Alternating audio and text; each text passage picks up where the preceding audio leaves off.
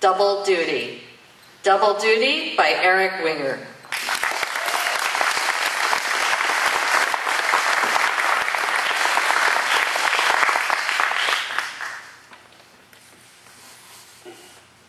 I wasn't a bad dad, a mad dad, a sad dad, a glad dad, a rad dad, a granddad, or even a crawdad.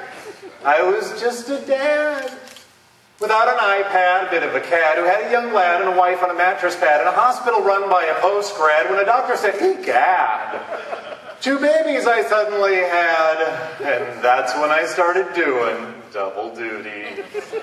Ladies and gentlemen, fellow Toastmasters, I am the father of twin girls. Let me repeat that. Twin girls. Because when you're the father of twins, you repeat yourself constantly. Like a politician. And like a politician, I knew everything. One time when my wife asked me to change a diaper, I knew better. "We don't need to change that diaper yet.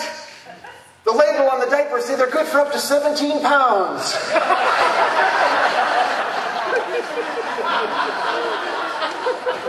Oh, I knew everything.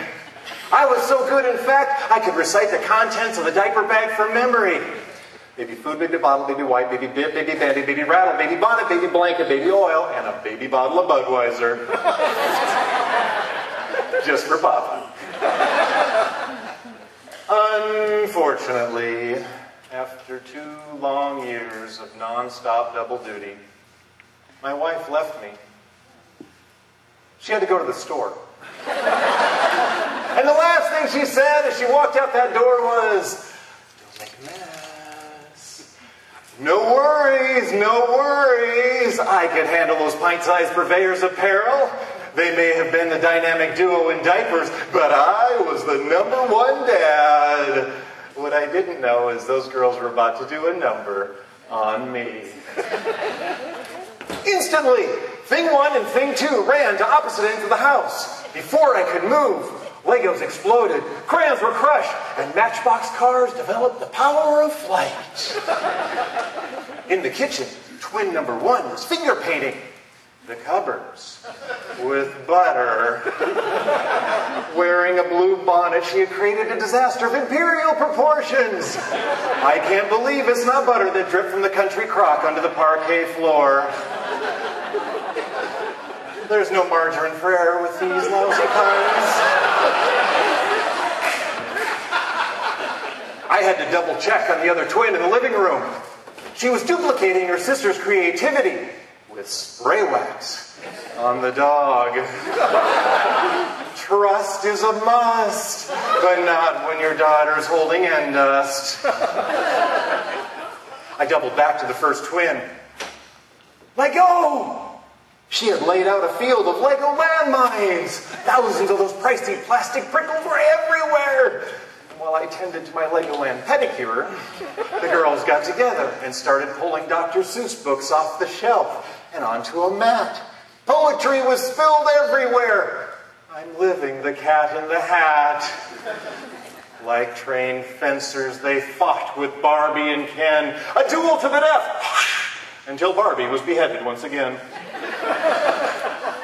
They filled up the tub, roared the jets, and added double bubble. And they jumped in with their diapers on, just to see all the trouble. But that didn't last long. They ripped off those 17-pound diapers and jumped out of the tub in a flash. Then they ran squealing through the house. You could see their bare butt. They weren't through yet.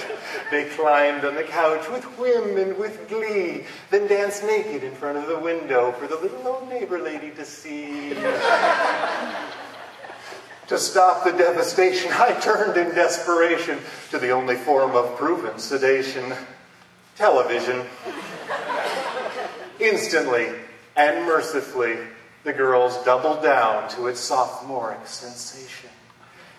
Just in time, the poetry was done, because Mother was coming Through the window, I could see the sinister specter of her Sienna slinking along our suburban street, which meant only one thing.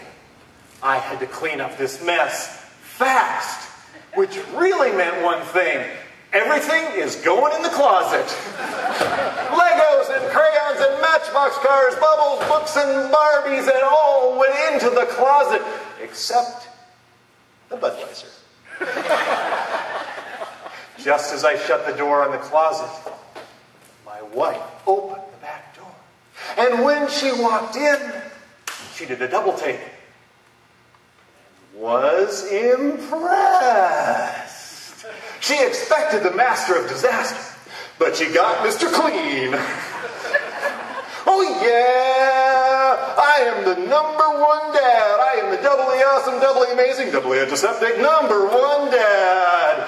And when my wife asked me where those twins were, I responded the only way a #1 know-it-all dad could. I don't know.